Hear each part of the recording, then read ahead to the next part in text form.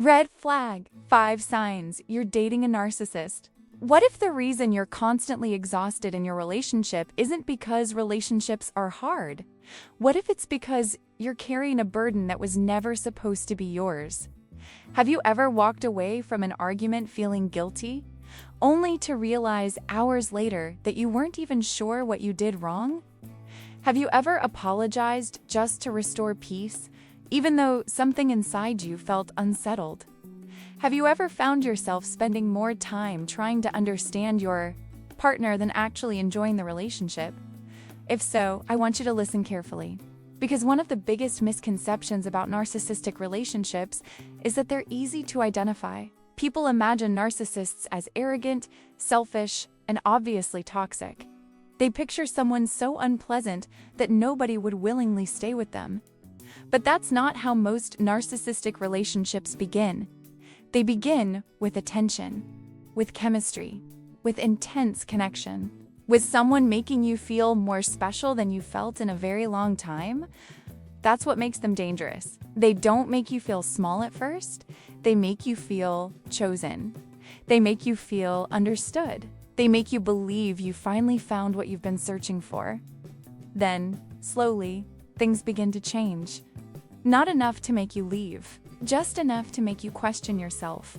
You start overthinking conversations, replaying arguments, analyzing text messages, wondering if you're asking for too much, wondering if you're being too sensitive, wondering if somehow you're becoming the problem. And before you realize it, you've stopped evaluating the relationship.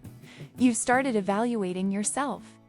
Today, we're going to uncover 5 subtle signs that may reveal you're dating a narcissist. Not the obvious signs everyone talks about. The signs that often go unnoticed until someone is already emotionally attached. And if you recognize yourself in these patterns, you may finally understand why something has felt wrong for so long. Most people think toxic relationships are painful all the time. They're not. If they were, leaving would be much easier. The real danger is confusion. One day, you feel loved. The next day, you feel rejected.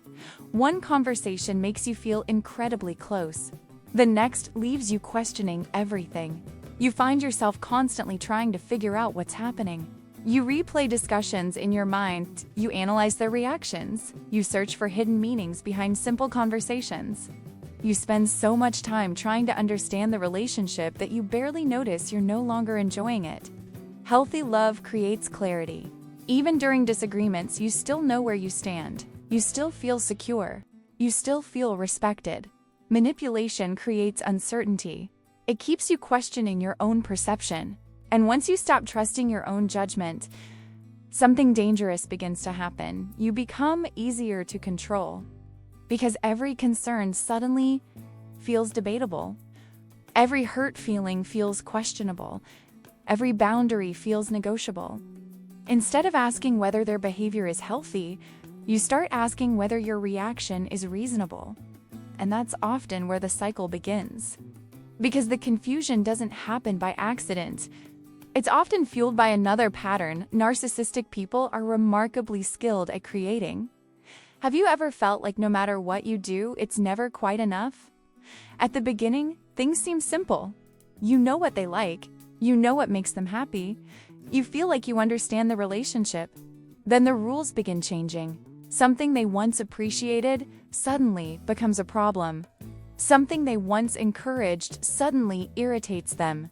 What made them happy yesterday frustrates them today.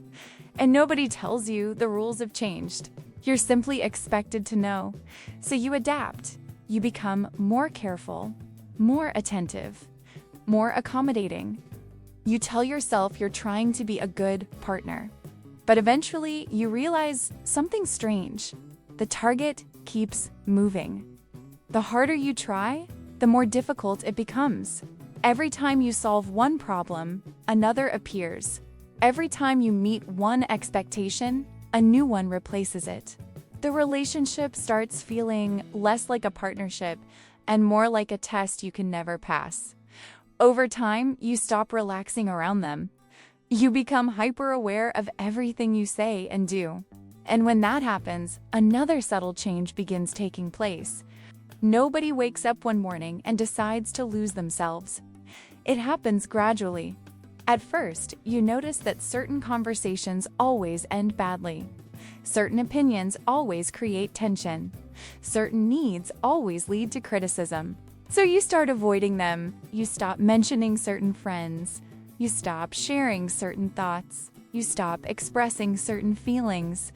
Not because you've changed, because you've learned it's easier. You convince yourself you're keeping the peace, being mature, avoiding unnecessary conflict. But little by little, something important disappears. Your authenticity.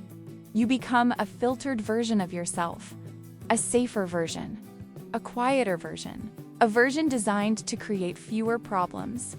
The scary part is that it happens so slowly you barely notice. Until one day, you realize you're not acting like yourself anymore. Your confidence is different. Your voice is different. Your energy is different. You've spent so much time protecting the relationship that you've stopped protecting your own identity. And once that happens, the relationship often develops an emotional grip that's incredibly difficult to break. This is where many people become trapped. When they're loving, you feel amazing. When they're affectionate, everything feels hopeful again. The relationship suddenly feels worth all the effort. But when they become distant, cold, or critical, your emotional world collapses. You immediately start searching for answers. What happened? Did I do something wrong? How do I fix this? How do I get them back? Notice the shift. You're no longer asking whether you're happy. You're asking how to regain their approval.